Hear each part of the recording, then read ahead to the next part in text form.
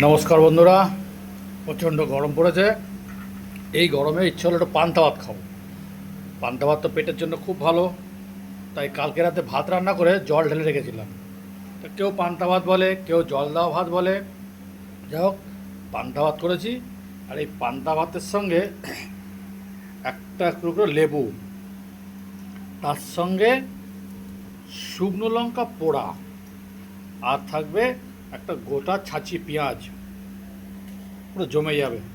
আর এর সঙ্গে রেখেছি একটুখানি আলু ভাজা করেছি, আর করেছি একটু পেঁয়াজ দিয়ে বেসন দিয়ে একটু পকোড়া মতন করেছি, পেঁয়াজ মতন করেছি। আর করেছি একটা ডিমের অমলেট। এই করেছি। এই পান্তা ভাতটা শুকনো লঙ্কা দিয়ে, লবণ দিয়ে মাখলে পরে বেশ যা লাগবে না। এই শুকনো লঙ্কা দিয়ে মেখে তার সঙ্গে এই লেবুর রস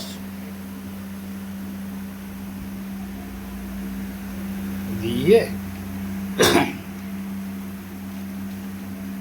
তোমাদের কার কার এভাবে পান্তা ভাত খেতে ভালো লাগে অবশ্যই জানাবে। আমার তো খুব ভালো লাগে। আর গরমে পান্তা ভাতটা সত্যি খুব উপকার।